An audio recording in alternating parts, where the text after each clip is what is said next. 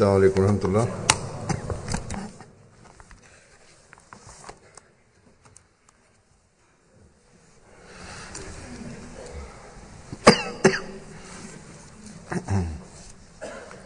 أشهد أن لا إله إلا الله وحده لا شريك له وأشهد أن محمدا عبده ورسوله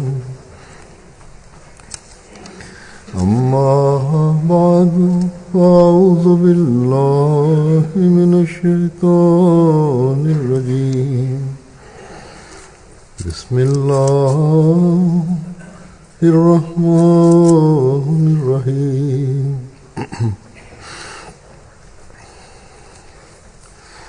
الحمد لله رب العالمين الرحمن الرحيم مالك يوم الدين إياك نعبد وإياك نستعين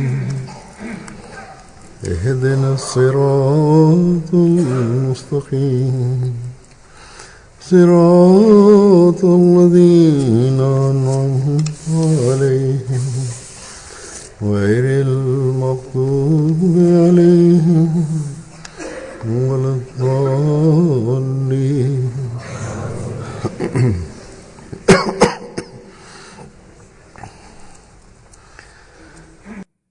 ജമാഅത്തിൽ ഫെബ്രുവരി 20 മുസ്ലിം ഔദിന്റെ പ്രവചനം എന്ന നിലയിൽ പ്രസിദ്ധമാണ് എന്ന കാര്യം നമുക്ക് ഏവർക്കും അറിവുള്ളതാണ്. ഇത് പ്രൗഢഗംഭീരമായൊരു പ്രവചനമാണ്. ഇതിൽ ഹസ്രത്ത് മസീഹ് അലൈഹി ഇസ്ലാമിന്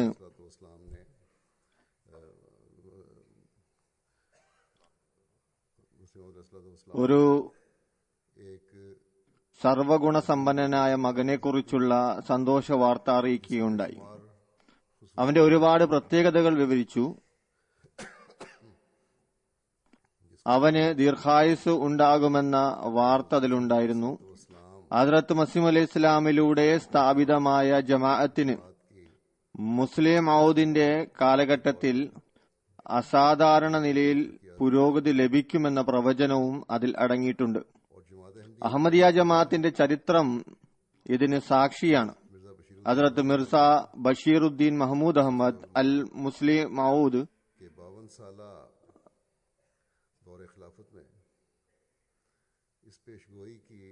തന്റെ ഖിലാഫത്ത് കാലഘട്ടത്തിന്റെ 52 വർഷത്തിൽ ഈ പ്രവചനത്തിന്റെ എല്ലാ വശങ്ങളും പദാനുപദം പൂർത്തിയായി. ഒരു നീതിബോധമുള്ള ആൾക്ക്, ആത്മീയ അടിസ്ഥാനത്തിൽ മതബോധമുള്ള ഒരാൾക്ക് ഈ പ്രവചനം തന്നെ ഹദ്റത്ത് മസീഹ് അലൈഹി ഇസ്ലാമിന്റെ സത്യസാക്ഷ്യത്തിന് ഉതകുന്ന ഒരു വലിയ തെളിവാണ്. 3 ദിവസങ്ങൾക്ക് ശേഷം ഫെബ്രുവരി 20 വരുന്നതാണ്. ഞാൻ ഇന്ന് ഇതിന്റെ അടിസ്ഥാനത്തിൽ ഹസ്രത്ത് മുസ്ലിം മൗദ് റളിയല്ലാഹു തആല അൻഹു തന്റെ വാക്കുകൾ വിവരിച്ച കുറച്ച് ഉദ്ധരണികൾ സമർപ്പിക്കുന്നതാണ്. അത് റൂഹുൽ ഹക്കിൽ നിന്ന് അനുഗ്രഹം പ്രാപിച്ചതിന്റെ അടിസ്ഥാനത്തിലുള്ളവയാണ്. അതുപോലെ അദ്ദേഹത്തിന്റെ വ്യക്തിത്വത്തിൽ പ്രവചനം പൂർത്തിയായി എന്ന നിലയിലേക്കും വെളിച്ചം വീശുന്നു. ഹദ്റത്ത് മുസ്ലിം മൗദ് റളിയല്ലാഹു തആല അൻഹുവിന് 1914 അല്ലാഹു ഖിലാഫത്ത് എന്ന സ്ഥാനം നൽകി അനുഗ്രഹിച്ചു. ഹദ്റത്ത് മുസ്ലിം മൗദ് റളിയല്ലാഹു തആല അൻഹു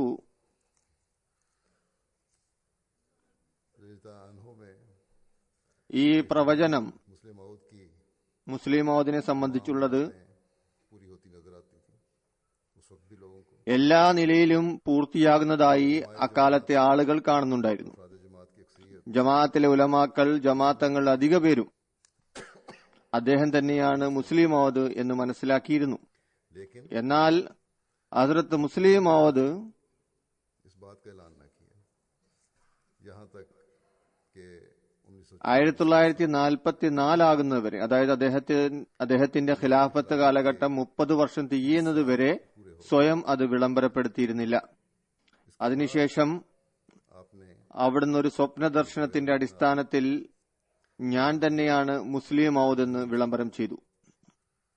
അതോടൊപ്പം ഇതുകൂടി പറഞ്ഞു, फरमाया എന്റെ പ്രകൃതത്തെ സംബന്ധിച്ചിടത്തോളം ഈ വിളംബരം ചെയ്യുക എന്നതും कि ये ऐलान करो, സ്വപ്ന ദർശനം വളരെ വിശദമായി വിവരിക്കുകയും ചെയ്യുക എന്നത് വളരെ ये भी कई जगह फरमाया है। പ്രയാസകരമായ കാര്യമാണ് എന്ന് മാത്രമല്ല വലിയ ഭാരമേറിയ കാര്യമാണ്. मैं കൂടാതെ അവിടുന്ന് മറ്റ് പല സന്ദർഭങ്ങളിലും ഇപ്രകാരം പറഞ്ഞു, എന്റെ പ്രകൃതത്തിന്റെ അടിസ്ഥാനത്തിൽ എന്റെ ഈ സ്വപ്ന ദർശനങ്ങളും ഇൽഹാമുകളും വിവരിക്കുന്ന കാര്യത്തിൽ എനിക്ക് വളരെയധികം ലജ്ജയുണ്ടാകുന്നു. എന്നാൽ ചില അവസ്ഥകൾ കാരണം ചിലത് പറയേണ്ടതായും വരുന്നു.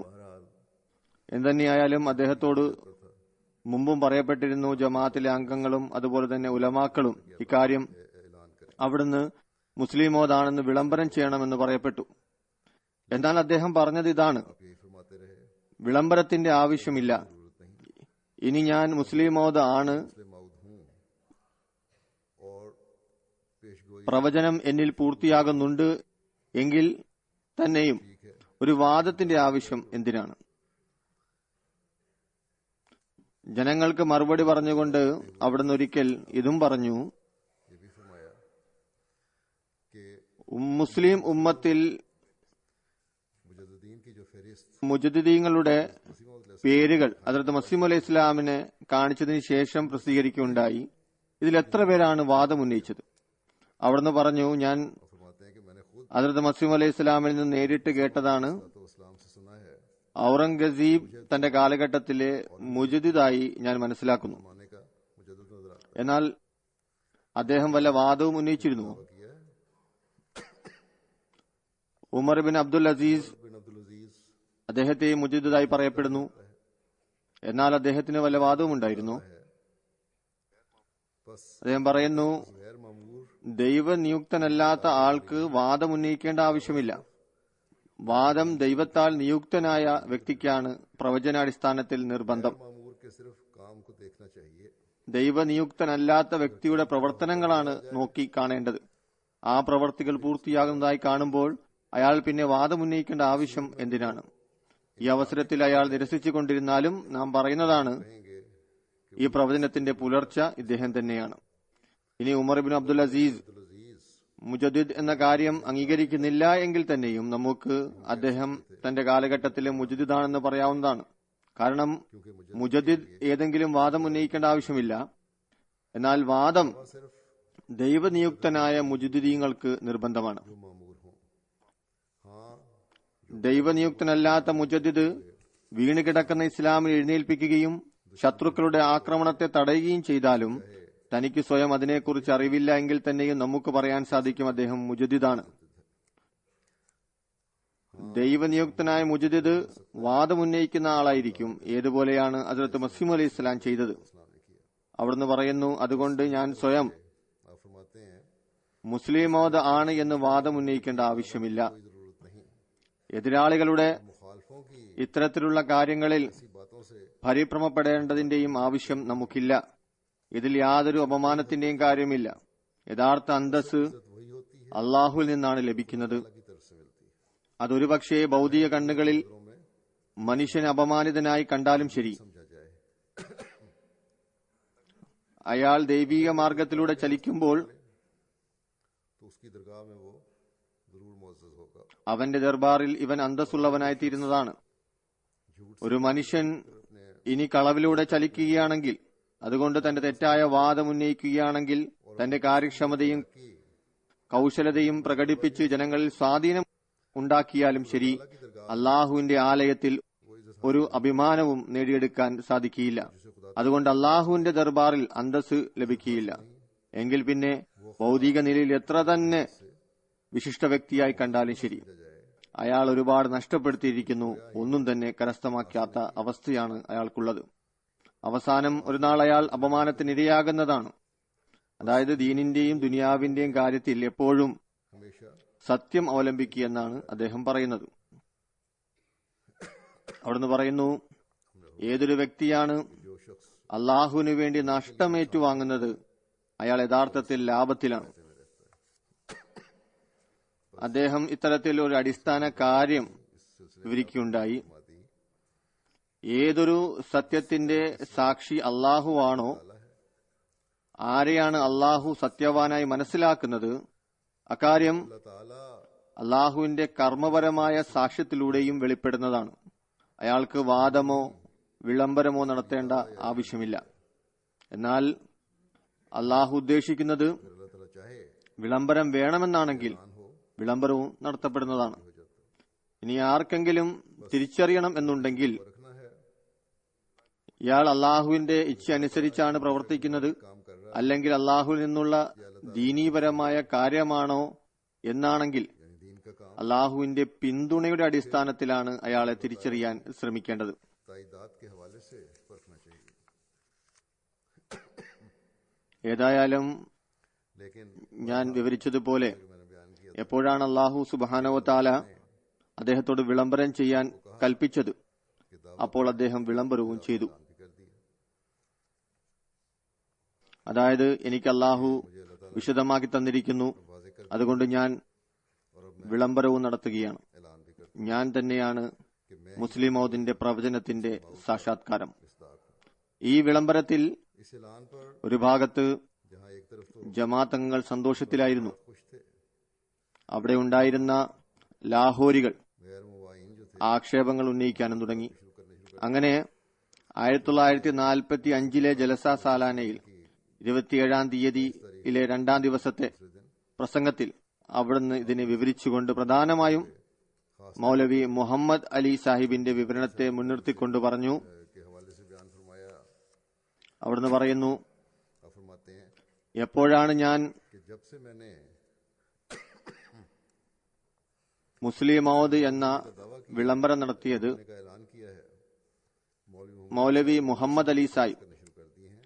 മൗലവി സനാഉല്ലാ സാഹിബ് ചെയ്തതുപോലെ വെറുതെ ആക്ഷേപം ഉന്നയിച്ചു തുടങ്ങിയിരിക്കുന്നു. मैं ख्वाब या इल्हाम सुनाता ഞാൻ സ്വപ്നവും അല്ലെങ്കിൽ ഇൽഹാമും കേൾപ്പിക്കുന്നു, അള്ളാഹുവിന്റെ കൽപ്പനയില്ലാതെ വിളംബരം ചെയ്യുന്നു. എന്നാൽ മൗലവി മുഹമ്മദ് അലി സാഹിബ് ഇതിനെതിരായ ഒരു സ്വപ്നമോ ഇൽഹാമോ സമർപ്പിക്കുന്നില്ല. അദ്ദേഹത്തിന് സമർപ്പിക്കാൻ സാധിക്കുന്നതുമല്ല. കാരണം ഒരുപാട് ശക്തി ചെലുത്തി 30 വർഷം പഴക്കമുള്ള തന്റെ ഒരു ഇൽഹാം സമർപ്പിക്കുന്നു. അതും സംഭവാടിസ്ഥാനത്തിൽ ശരിയാകുന്നതുമില്ല. അതിനാൽ ഇൽഹാം ഉണ്ടായിട്ടില്ല वही नहीं എങ്കിൽ ഇൽഹാം എങ്ങനെ സമർപ്പിക്കാനാണ്? അതുകൊണ്ട് ആക്ഷേപിക്കുക എന്നതല്ലാതെ അദ്ദേഹത്തിന്റെ പക്കൽ മറ്റൊന്നും തന്നെയില്ല. ഇനി ആക്ഷേപിക്കുന്നില്ല എങ്കിൽ പിന്നെ എതിർക്കുന്നത് എങ്ങനെയാണ്? मुकाबला कैसे ഹസ്രത്ത് ഇബ്രാഹിം, ഹസ്രത്ത് മൂസ, ഹസ്രത്ത് ഈസ അലൈഹിസ്സലാം എന്നിവരുടെ ശത്രുക്കൾക്ക് ഇൽഹാം ഉണ്ടാകുന്നില്ല എന്ന കാര്യത്തിൽ ആക്ഷേപം ഉന്നയിക്കാൻ സാധിക്കുമായിരുന്നില്ല. കാരണം ഇവർക്ക് മുമ്പ് पहले വന്ന നബിമാർക്ക് ഇൽഹാം ലഭിച്ചിട്ടുണ്ട്. അവർ ഈ കാര്യത്തെ അംഗീകരിക്കുകയും ചെയ്തിരുന്നു. അതിനാൽ इसलिए उन अंबिया का इनकार करने वाले इस बात का इनकार न कर सकते ആ നബിമാരെ നിഷേധിച്ചിരുന്നവർക്ക് ഇൽഹാം ഒന്നും തന്നെയല്ല എന്ന് പറയാൻ എന്തു പറഞ്ഞ് ആക്ഷേപിക്കാൻ സാധിക്കുമായിരുന്നില്ല. और अंबिया തങ്ങളുടെ കാര്യത്തെ സ്ഥാപിക്കുന്നതിന് വേണ്ടി നബിമാരെ എതിരുന്നതിന് വേണ്ടി പറയാറുണ്ടായിരുന്നത് ഇൽഹാം സ്വയം ഉണ്ടാക്കിയതാണെന്നായിരുന്നു. അതുപോലെ റസൂൽ കരീം സല്ലല്ലാഹു അലൈഹി വസല്ലം തിരുമേനിയുടെ ശത്രുക്കളും ഇത് തന്നെയാണ് പറഞ്ഞത്. ഇദ്ദേഹത്തിന്റെ ഇൽഹാം സ്വയം കൃതമാണ്. खुद साख्ता है, ക്രൈസ്തവരുടെയും യഹൂദികളുടെയും ഈ വാക്കുകൾ ശരിയായിരുന്നുവെങ്കിൽ, അതായത് റസൂൽ കരീം സല്ലല്ലാഹു അലൈഹി വസല്ലം ന്റെ വെളിപാടുകൾ നൗദുബില്ല സ്വയംകൃതമായിരുന്നുവെങ്കിൽ, അള്ളാഹുവിന്റെ അഭിമാനം ആവശ്യപ്പെടുന്നത് റസൂൽ കരീം സല്ലല്ലാഹു അലൈഹി വസല്ലമിന്റെ എതിരായിക്കൊണ്ട് ഇവർക്ക് ഇൽഹാം നൽകണമെന്നായിരുന്നു. അങ്ങനെ കള്ളവാദിയുടെ മുഖം വെളിപ്പെടുന്നതാണ്, कली खुल जाती, वादे हो जाता। लेकिन വ്യക്തമാകുന്നതാണ്. ताला का എന്നാൽ അള്ളാഹു അവരെ रखना बताता है कि रसूल करीम ഇൽഹാമിൽ നിന്ന് മാറ്റി നിർത്തിയത് പറയുന്നത് റസൂൽ കരീം സല്ലല്ലാഹു അലൈഹി വസല്ലം തിരുമേനി തന്നെയാണ് സത്യത്തിൽ നിലനിന്നത്. इसी तरह അവിടെ നിന്റെ ശത്രുക്കൾ ക്രൈസ്തവരും യഹൂദികളും തെറ്റിലായിരുന്നുവെന്നാണ്. लेकिन क्यों അതുപോലെ ഇന്ന് മൗലവി മുഹമ്മദ് അലി സാഹിബ് എന്ന് പറയുന്നത് എന്റെ ഇൽഹാം തെറ്റാണ്, എന്നാൽ എന്തുകൊണ്ട് അള്ളാഹു എനിക്ക് എതിരായിക്കൊണ്ട് അദ്ദേഹത്തിന് മാർഗദർശനമായി ഇൽഹാം നൽകുന്നില്ല. അങ്ങനെ और फरमाते हैं ലോകത്തിന് വ്യക്തമാകുന്നതാണ് മൗലവി സാഹിബ് ശരിയിലും ഞാൻ തെറ്റിലുമാണെന്ന്. അവിടുന്ന് പറയുന്നു, അത്ഭുതകരമായ കാര്യം, ഒരു വ്യക്തി ദിനരാത്രങ്ങളായി മനുഷ്യനെ വഴിതെറ്റിക്കുകയും ദിനരാത്രങ്ങളായി അവന്റെ ദാസനെ തെറ്റായ മാർഗത്തിലൂടെയും തിന്മയിലൂടെയും വഴിനടത്തുകയും ചെയ്തിട്ടും അള്ളാഹുവിന്റെ അപമാനത്തിന് ആവേശം गैरत नहीं आती ഉണ്ടാകുന്നില്ല. तो इसकी वजह അള്ളാഹുവിന് ആവേശം ജനിക്കുന്നില്ല എങ്കിൽ അതിന് കാരണം തീർച്ചയായും ഇതല്ല, മറ്റൊന്നായിരിക്കണം. അള്ളാഹു അറിയുന്നു മൗലവി സാഹിബ് അവന്റെ സാമീപ്യത്തിൽ നിന്നും വളരെയധികം വിദൂരപ്പെട്ടിരിക്കുന്നു. അതിനാൽ അള്ളാഹു അദ്ദേഹത്തിന് ഇൽഹാം നൽകുന്നില്ല. സത്യത്തിന് എതിരായി തുടക്കം മുതൽക്ക് തന്നെ നിഷേധമാണ് ഉണ്ടായിട്ടുള്ളത്. ഈ പരമ്പര തുടക്കം മുതൽ ഇത്തരത്തിൽ തുടർന്നുണ്ട്, ഇനി തുടർന്നു പോകുന്നതാണ്. बात करने वाले അതായത് സത്യത്തിനെതിരായി നിൽക്കുന്നവർ, चले आए हैं, ആക്ഷേപം ഉന്നയിക്കുന്നവർ ആക്ഷേപം എപ്പോഴും ഉന്നയിച്ചുകൊണ്ടിരിക്കുന്നു. मुकाबल पर എന്നാൽ അതിനെ തടയുന്നതിനായി അതിനെതിരായി ഒരു വസ്തുവും അവർ अल्लाह ताला को गवाह बनाकर സമർപ്പിക്കുകയും ചെയ്യുന്നില്ല. अल्लाह ताला को അള്ളാഹുവിനെ സാക്ഷി നിർത്തിക്കൊണ്ട് ഞാൻ ഈ ഇൽഹാം അല്ലെങ്കിൽ സ്വപ്നം സമർപ്പിക്കുന്നു എന്ന് പറയാനും കഴിയുന്നില്ല. കാരണം പിടുത്തമുണ്ടാകുമെന്ന് അവർക്കറിയാം. ഇനി ഞാൻ ഹദ്റത്ത് മുസ്ലിം റളിയല്ലാഹുവിന്റെ रज़ियान हो के ചില സ്വപ്നങ്ങളും ഇൽഹാമുകളും വിവരിക്കുകയാണ്. का जिक्र करता हूँ। താനാണ് മുസ്ലിം മൗദ് എന്ന് വിളംബരം ചെയ്ത അവസരത്തിൽ വിശദീകരിച്ചവയാണ്. बयान फरमाए थे। അവിടുന്ന് പറയുന്നു, आप एक फरमाते हैं ഏറ്റവും ആദ്യത്തെ കാര്യം ये चीज ഈ സ്ഥാനത്തേക്ക് വിരൽ ചൂണ്ടുന്നത് എനിക്കുണ്ടായ ഇൽഹാമാണ്. नाम है जो हज़रत मसीह അത് ഹദ്റത്ത് മസീഹ് അലൈഹി ഇസ്ലാമിന്റെ ജീവിതത്തിൽ തന്നെ എനിക്ക് ലഭിച്ചതാണ്. ഞാൻ ചെന്ന് ഹദ്റത്ത് മസീഹ് അലൈഹി ഇസ്ലാമിനോട് ഈ കാര്യം പറഞ്ഞു. बता दिया। ഹദ്റത്ത് മസീഹ് അലൈഹി ഇസ്ലാം हज़रत मसीह मौद അതിനെ തന്റെ उसको ഇൽഹാം എഴുതുന്ന പുസ്തകത്തിൽ എഴുതി ചേർത്തു. ആ ഇൽഹാം ഞാൻ ഒരുപാട് തവണ കേൾപ്പിച്ചിരുന്നു. ജനങ്ങളോട് അവിടുന്ന് പറയുകയാണ്, बता रहे हैं आप അത് ആദ്യം ഞാൻ ഖിലാഫത്തിന് വേണ്ടി മാത്രമുള്ളതായിട്ടാണ് മനസ്സിലാക്കിയിരുന്നത്. എന്നാൽ ഇപ്പോൾ ഈ ഇൽഹാമിൽ इस तरफ എനിക്ക് कि इस അള്ളാഹുവിൽ നിന്ന് ലഭിച്ച ഈ സ്ഥാനത്തിലേക്കുള്ള സൂചനയാണുള്ളത് എന്നതിലേക്ക് എന്റെ ചിന്ത തിരിഞ്ഞിരിക്കുന്നു. ആ ഇൽഹാം ഇതാണ്: वो इल्हाम ഇന്നല്ലദീന തബഊക ഫൗകല്ലദീന കഫറു ഇലാ യൗമിൽ ഖിയാമ. इला यौमिल क़यामा। തീർച്ചയായും यकीनन अल्लाह അള്ളാഹു നിന്റെ അനുയായികൾക്ക് നിന്നെ നിരാകരിക്കുന്നവരുടെ മേൽ കിയാമത്ത് നാൾ വരെ വിജയം നൽകുന്നതാണ്. गालिब रखेगा। ഇതിൽ വളരെ സൂക്ഷ്മമായ സൂചനയാണ്. इशारा है, बहुत बारीक इशारा പ്രവചന പൂർത്തീകരണത്തിന്റെ है कि पूरा होने की। ക്രമത്തിനെ അടിസ്ഥാനപ്പെടുത്തിയുള്ള സൂക്ഷ്മമായ വിഷയമാണ്. അതിതാണ് और वो ये ഈ ഇൽഹാം कि वो इल्हाम है जो हज़रत मसीह नासरी को हुआ ഹദ്റത്ത് മസീഹ് നാസിരി അലൈഹി ഇസ്ലാമിന് ലഭിച്ചതാണ്. അതിനെക്കുറിച്ച് വിശുദ്ധ ഖുർആനിലും പറയപ്പെട്ടിരിക്കുന്നു. എന്നാൽ അവിടുത്തെ വാക്കുകൾ ഇതാണ്: വജാലുല്ലദീന തബഊക ഫൗകല്ലദീന കഫറു ഇലാ യൗമിൽ ഖിയാമ. इला यौमिल क़यामा। എന്നാൽ ഇവിടെ ഈ ഇൽഹാമാണ് ഇന്നല്ലദീന തബഊക ഫൗകല്ലദീന കഫറു ഇലാ യൗമിൽ ഖിയാമ. इला यौमिल क़यामा। ഇതിന് കാരണം ഇതാണ്: इसकी वजह ये है ഹദ്റത്ത് മസീഹ് നാസിരിയുടെ വാദം नासरी का दावा മൂസ ഉമ്മത്തിന്റെ അവസാനത്തെ നുബൂവത്തിന്റേതായിരുന്നു. ഇത്തരത്തിലുള്ള വാദം ആരംഭത്തിൽ തന്നെ ആളുകൾ എതിർക്കുന്നതാണ്. मुखालफत जरूरी होती है। പിന്നെ ഒരുപാട് കാലത്തിന് ശേഷം अरसे के बाद അവർ ഈ നബിയുടെ മേൽ വിശ്വസിക്കുന്നു. എന്നാൽ लेकिन मुस्लिम मौद की पेशगोई മുസ്ലിം മൗദിന്റെ പ്രവചനത്തിന്റെ അവകാശി पहले അള്ളാഹു ആദ്യം ഖലീഫയാക്കാൻ ആഗ്രഹിക്കുന്നു. खलीफा को ഖലീഫയ്ക്ക് ഉടൻ തന്നെ ഒരു ജമാഅത്തിന് ലഭിക്കുന്നതാണ്. बनी बनाई जमात में അതിനാൽ ഇവിടെ इसलिए ജാലുല്ലദീന എന്ന ഭാഗത്തിന്റെ हिस्से को ആവശ്യം തന്നെ വന്നില്ല. वाले हिस्से की जरूरत नहीं थी। हज़रत मसीह के നബി എപ്പോഴാണ് वाला नबी तो जब തന്റെ വാദം ജനങ്ങളുടെ മുമ്പിൽ സമർപ്പിക്കുന്നത്, ആളുകൾ കേട്ട ഉടൻ തന്നെ പറയുന്നു കള്ളവാദി കള്ളവാദി എന്ന്. झूठा झूठा അബൂബക്കറിന്റെ ഗുണമുള്ള ഏതെങ്കിലും ഒരു മനുഷ്യൻ അത് അംഗീകരിക്കുകയാണെങ്കിൽ इंसान हो അത് और उसने मान മറ്റൊരു കാര്യമാണ്. तो ये लगा। എന്നാൽ സാധാരണ നിലയിൽ वरना आम ഇത്തരത്തിൽ ऐसा नबी जब अपनी नबूवत का ऐलान करता है तो सारी दुनिया उससे झूठ ഒരു നബി തന്റെ നുബൂവത്തിന്റെ വിളംബരം ചെയ്യുമ്പോൾ മുഴു ലോകവും അദ്ദേഹത്തെ കള്ളവാദിയാക്കാൻ ശ്രമിക്കുന്നു. റസൂൽ കരീം സല്ലല്ലാഹു അലൈഹി വസല്ലം തിരുമേനിയുടെ പ്രാരംഭകാലത്ത് വെറും 3 പേർ മാത്രമാണ് വിശ്വസിച്ചത്. എന്നാൽ ഖിലാഫത്ത് ആദ്യം തന്നെ ഒരു ജമാഅത്ത് അംഗീകരിക്കുന്നു. इन्नल्लज़ीन तबऊ അതിനാൽ ഇന്നല്ലദീന തബഊക ഫൗകല്ലദീന കഫറു ഇലാ യൗമിൽ ഖിയാമ എന്ന് പറഞ്ഞുകൊണ്ട് അള്ളാഹു സൂചന നൽകുന്നത് ഇതിലേക്കാണ്. അതായത് അള്ളാഹു ഒരു ദിവസം നിനക്ക് ഒരു ജമാഅത്ത് നൽകുന്നതാണ്. പിന്നീട് ഈ ജമാഅത്തിന് फिर इस जमात का ताल्लुक നിന്നോടുള്ള ബന്ധം तुम्हारे साथ ദൃഢപ്പെടുത്തിക്കൊണ്ടേ പോകുന്നതാണ്. बढ़ता चला जाएगा। ഏതുവരെ എന്നാൽ यहाँ तक ഒരു ദിവസം നിന്റെ ജമാഅത്ത് जमात സാദൃശ്യ രൂപം പ്രാപിക്കുന്നതാണ്. कहलाएगी। കുറച്ചാളുകൾ നിന്റെ എതിരാളികളാവുകയും എന്നാൽ നിന്നെ ബയ്യത്ത് ചെയ്തവർക്ക് അള്ളാഹു കിയാമത്ത് വരെ നിന്റെ നിഷേധികളുടെ മേൽ വിജയം നൽകുന്നതാണ്. ഈ വിജയം നീ ഇമാമാകുന്നത് മുതൽ ആരംഭിക്കുന്നതാണ്. ജാലുല്ലദീന തബഉക എന്ന ഭാഗത്തിന്റെ ആവശ്യം തന്നെ ഉണ്ടാവുകയില്ല. അതുകൊണ്ട് നീ കാത്തിരിക്കുക. करो कि लोग कब ईमान लाते हैं या നീ കാത്തിരിക്കേണ്ട ആവശ്യമില്ല.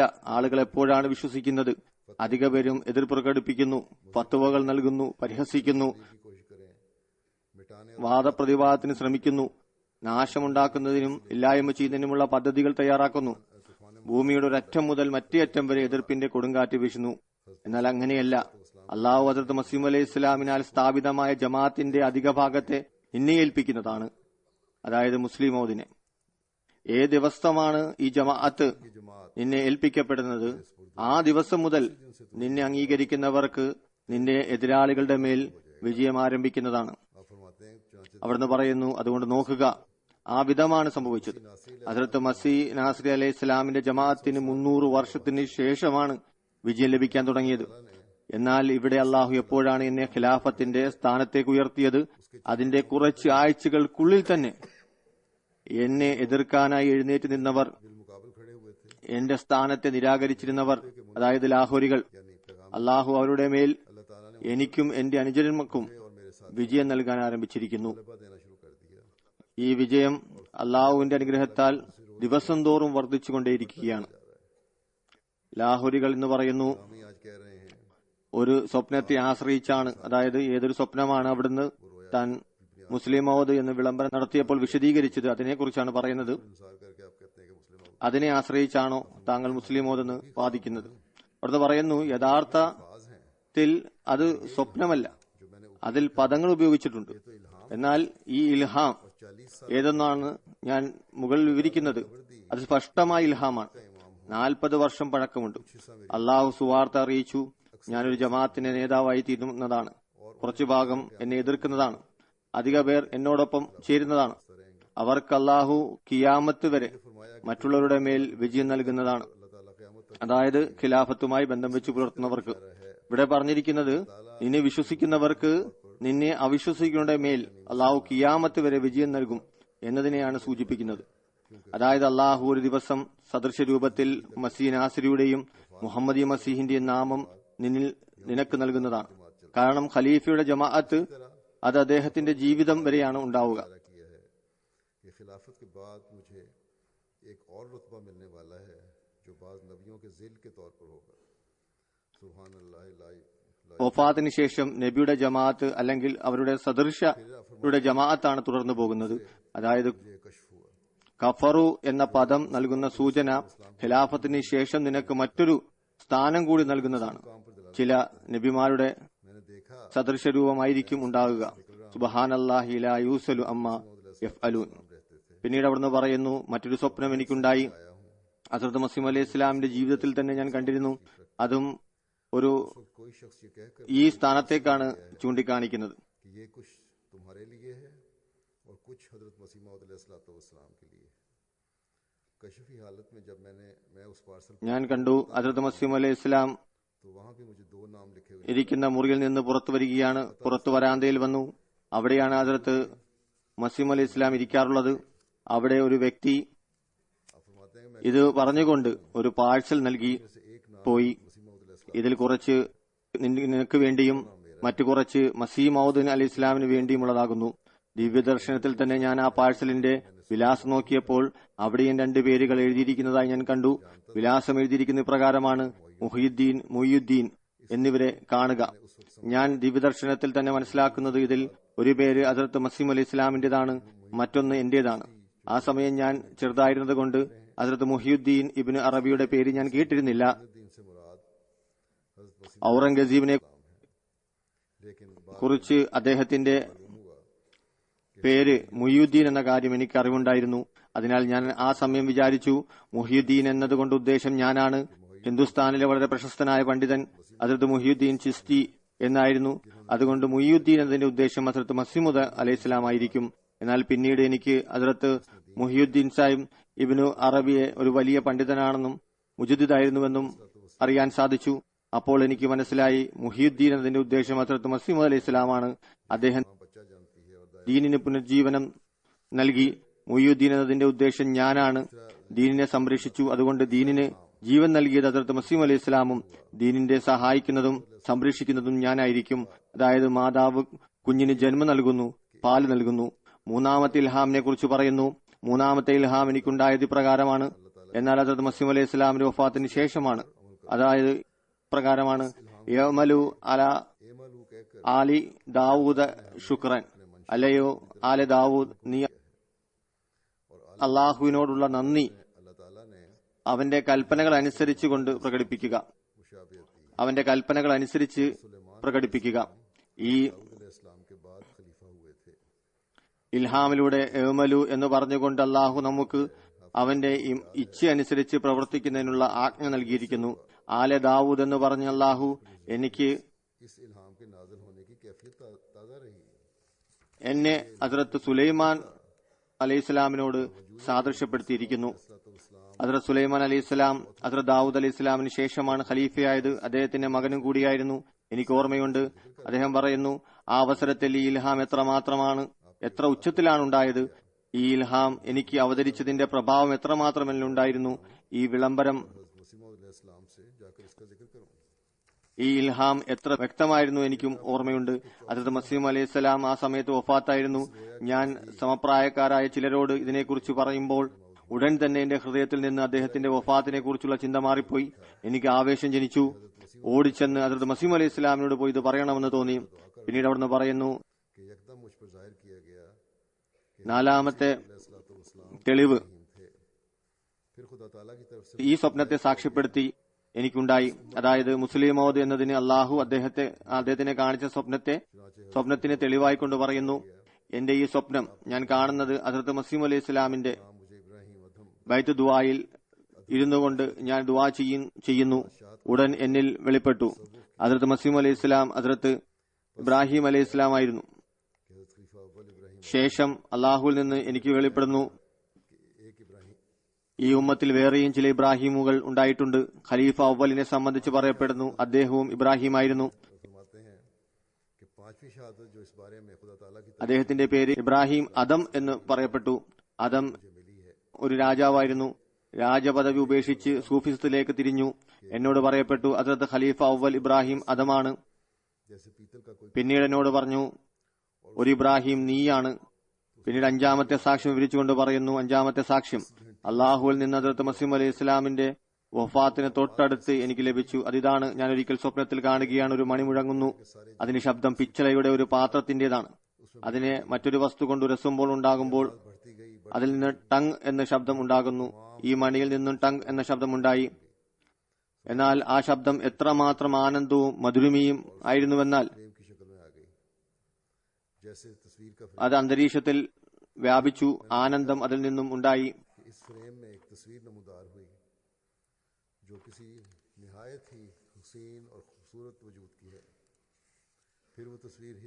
ആനന്ദം അതിൽ നിറയുന്നതായി അനുഭവപ്പെട്ടു. ഈ ശബ്ദം ഉയർന്ന് എല്ലാ ശബ്ദങ്ങളും ചേർന്ന് ഒരു ഫ്രെയിമായി തീർന്നു. ആ ശബ്ദം ആകാശത്തേക്ക് വ്യാപിച്ചു.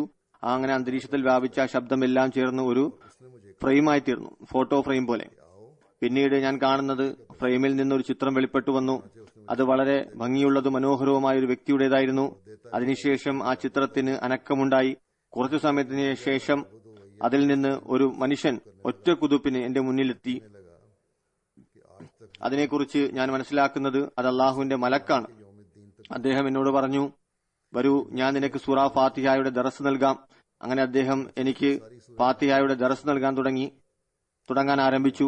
തുടർച്ചയായി പഠിപ്പിച്ചുകൊണ്ടേയിരുന്നു. ഏതുവരെ എന്നാൽ ഇയ്യാക നഅ്ബുദു വ ഇയ്യാക നസ്തഈൻ എത്തിയപ്പോൾ പറഞ്ഞു, ഇന്നേ വരെ എല്ലാ മുഫസ്സിരീങ്ങളും ഈ മാലിക് യൗമിദ്ദീൻ വരെയാണ് തഫ്സീർ എഴുതിയത്. എന്നാൽ ഞാൻ ഇന്ന് ഇതിനു ശേഷമുള്ള വ്യാഖ്യാനം നിനക്ക് പറഞ്ഞു തരുന്നതാണ്. അങ്ങനെ മുഴുവൻ ഫാത്തിഹയുടെയും തഫ്സീർ എന്നെ പഠിപ്പിച്ചു. എന്റെ കണ്ണു തുറന്നപ്പോൾ സ്വപ്നത്തിൽ ആ മലക്ക് എന്നോട് പറഞ്ഞിരുന്നതിൽ നിന്ന് കുറച്ചു മാത്രം എനിക്ക് ഓർമ്മയുണ്ടായിരുന്നു. എന്നാൽ ഞാൻ അത് നോട്ട് ചെയ്തിരുന്നില്ല. പിന്നീട് ഞാൻ അത് മറന്നുപോയി. രാവിലെ ഞാൻ ഈ വ്യാഖ്യാനത്തെക്കുറിച്ച് ഖലീഫ അവലിനോട് പറഞ്ഞു. ഇതും പറഞ്ഞു സ്വപ്നത്തിൽ നിന്ന് ഉണർന്നപ്പോൾ ചിലതെനിക്ക് ഓർമ്മയുണ്ടായിരുന്നു. രാവിലെ ആയപ്പോൾ എന്റെ മനസ്സിൽ നിന്ന് അതും നീങ്ങിപ്പോയി. അത് ഖലീഫ അവൽ നീരസം പ്രകടിപ്പിച്ചുകൊണ്ട് പറഞ്ഞു, നീ എത്ര അറിവാണ് നഷ്ടപ്പെടുത്തിയത്, അതിനെ നോട്ട് ചെയ്യേണ്ടതായിരുന്നു. അവിടുന്ന് പറയുന്നു, ആ ദിവസം പോയി, ഇന്ന് ഈ ദിവസം വന്നു. സൂറ ഫാത്തിഹയിലൂടെ അള്ളാഹു എപ്പോഴും എനിക്ക് പുതിയ പുതിയ അറിവ് പ്രദാനം ചെയ്തുകൊണ്ടിരിക്കുന്നു. ഇപ്പോഴും ഞാൻ ഈ വ്യാഖ്യാനത്തോടൊപ്പം ഈ സ്വപ്നത്തിന് ശേഷം ജമാഅത്തിന്റെ സംസ്കരണവും ഇസ്ലാമിക സംവിധാനത്തിന്റെ പ്രാധാന്യവും സ്ഥാപിക്കുന്നതിനായി എത്ര വ്യക്തമായ പ്രോഗ്രാം സംഘടിപ്പിക്കാൻ സാധിക്കുമെന്ന് ചിന്തിച്ചപ്പോൾ അള്ളാഹു എനിക്ക് സൂറ ഫാത്തിഹയിൽ നിന്ന് അങ്ങേയറ്റം സ്പഷ്ടമായ പൂർണമായ ഒരു പ്രോഗ്രാം മനസ്സിലാക്കി തന്നു. അതിലൂടെ ചലിക്കുമ്പോൾ ഉണ്ടാകുന്ന വിജയങ്ങൾ കണ്ട് ശത്രുക്കൾ പോലും അത്ഭുത പരതന്ത്രരായി പോകുന്നതാണ്. ഇസ്ലാമിക സംസ്കാരത്തിന്റെ പ്രാധാന്യം വാഴ്ത്തുകയല്ലാതെ മറ്റൊരു മാർഗം അവർക്കുണ്ടാകുന്നതല്ല. ഈ പ്രോഗ്രാമിലൂടെ റസൂൽ കരീം സല്ലല്ലാഹു അലൈഹി വസല്ലമിന് ശേഷം മുസ്ലിങ്ങളിൽ ഇസ്ലാമിക സംസ്കാരത്തിലും അധ്യാപനത്തിനും ഉണ്ടായി ചേർന്നിട്ടുള്ള എല്ലാ തെറ്റുകളിൽ നിന്നുമുള്ള മോചനവും സാധ്യമാണ്. ഈ എല്ലാ കാര്യങ്ങളും അള്ളാഹു സൂറ ഫാത്തിഹയിലൂടെ എന്നെ പഠിപ്പിച്ചു. ഈ സ്വപ്നത്തിന്റെ യഥാർത്ഥ വ്യാഖ്യാനം ഇതാണ്. എന്റെ മറഞ്ഞിരിക്കുന്ന ശക്തിയിൽ സൂറ ഫാത്തിഹയുടെ വ്യാഖ്യാനം പ്രധാനമായും ഖുർആനിക ജ്ഞാനം പ്രത്യേകമായും ചേർന്നിരിക്കുന്നു. അത് സമയാസമയങ്ങളിൽ ആവശ്യാനുസരണം എന്റെ മറഞ്ഞിരിക്കുന്ന ശക്തിയിൽ നിന്ന് വെളിപ്പെട്ടുകൊണ്ടിരിക്കുന്നതാണ്. പിന്നീട് അവിടുന്ന് ഇതുകൂടി പറഞ്ഞു, ജമാഅത്തിൽ അഭിപ്രായ ഭിന്നത ഉടലെടുത്തപ്പോൾ അള്ളാഹു എന്നെ ഇൽഹാമിലൂടെ അറിയിച്ചു, ലാ യുമസ്സിക്കന്നഹും, അവരെ നാം തുണ്ടം തുണ്ടമാക്കുന്നതാണ്. ആ സമയം ഇവർ സ്വയം ജമാഅത്തിനെ ഉപേക്ഷിച്ചു പോയവർ 95% എന്നാണ് പറഞ്ഞിരുന്നത്. എന്നാൽ അവരുടെ അവസ്ഥ ഇന്ന് എന്താണ്? അള്ളാഹു ഈ പ്രവചനത്തിന്റെ അടിസ്ഥാനത്തിൽ യഥാർത്ഥ നിലയിൽ തുണ്ടം തുണ്ടമാക്കി. ഖാജ കമാലുദ്ദീൻ സാഹിബ് തന്റെ വഫാത്തിന് തൊട്ടുമുമ്പ് എഴുതി, മിർസ മഹ്മൂദ് നമ്മളെക്കുറിച്ച് ഏതൊരു പ്രവചനമാണ് പ്രസിദ്ധീകരിച്ചത് അത് പൂർണ്ണമായി പുലർന്നിരിക്കുന്നു. ഞങ്ങൾ തുണ്ടം തുണ്ടമായിരിക്കുന്നു. പിന്നീട് അവിടുന്ന് പറയുന്നു, ചുരുക്കം ഇതാണ്, അള്ളാഹു പലതവണ എന്നിൽ തന്റെ അദൃശ്യകാര്യങ്ങളെ വെളിപ്പെടുത്തി ഈ പ്രവചനത്തെ സത്യപ്പെടുത്തിയിരിക്കുന്നു. അതായത് മുസ്ലിം മൗദ് അള്ളാഹുവിന്റെ റൂഹുൽ ഹക്കിൽ നിന്നും അനുഗ്രഹം പ്രാപിക്കും. ഇത് അള്ളാഹുവിന്റെ അടയാളമാണ്. എന്നിലൂടെ അത് വെളിപ്പെട്ടുകൊണ്ടേയിരിക്കുന്നു. ഈ പ്രവചനത്തിന്റെ വിശദീകരണം നീണ്ട വിശദീകരണമാണ്. എന്നാൽ അടുത്തു തന്നെ ജമാഅത്തിൽ ഈ പ്രവചനത്തെക്കുറിച്ച് ജൽസ നടക്കുന്നതാണ്. MDAയിലൂടെയും പരിപാടികൾ വരുന്നതാണ്. ജമാഅത്തങ്ങൾക്ക് അതിൽ കൂടുതലായി പങ്കെടുക്കേണ്ടതാണ്, കേൾക്കേണ്ടതാണ്. അങ്ങനെ ഈ പ്രവചനത്തിന്റെ ആഴത്തിലുള്ള ജ്ഞാനത്തെക്കുറിച്ച് അറിവ് ലഭിക്കുന്നതാണ്. ഈ പ്രവചനത്തിൽ അസംഖ്യമായ അടയാളങ്ങളാണ് ഉള്ളത്. 50 മറിച്ച് 60 പരം അടയാളങ്ങൾ ഈ പ്രവചനത്തിന്റെ പ്രത്യേകതയും വിശദീകരിക്കുന്ന സന്ദർഭത്തിൽ അവിടുന്ന് വിവരിക്കുകയുണ്ടായി. പ്രൗഢഗംഭീരമായ നിലയിൽ ഈ അടയാളങ്ങളെല്ലാം ഹദ്റത്ത് മുസ്ലിം മൗദ് റളിയല്ലാഹു അൻഹുവിൽ പൂർത്തിയാകുകയും ചെയ്തു.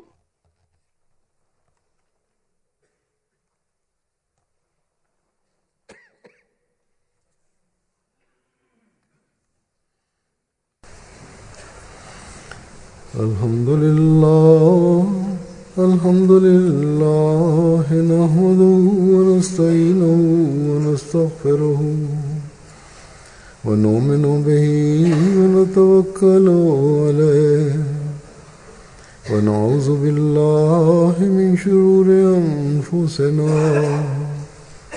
വമിൻ സയ്യിആതി അഅ്മാലിനാ. من يهده الله فلا مضل له ومن يضلل فلا هادي له ونشهد أن لا إله إلا الله ونشهد أن محمدا عبده ورسوله. عباد الله رحمكم الله إن الله يأمر بالعدل والإحسان وإيتاء ذي القربى وينهى عن الفحشاء والمنكر والبغي يعظكم لعلكم تذكرون اذكروا الله يذكركم وادعوه يستجب لكم ولذكر الله